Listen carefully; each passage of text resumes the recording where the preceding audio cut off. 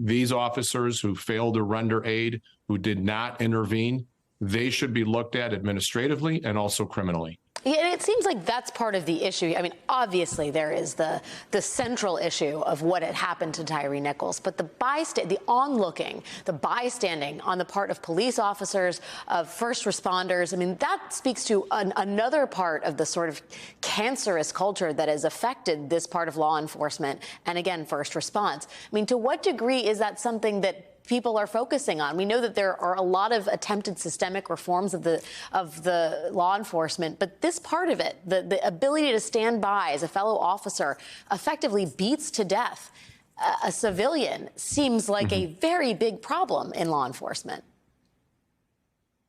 Well, what it is, it's a paradox of law enforcement. They're there to protect and serve, to do the right thing, to be there for citizens when they're needed for safety purposes.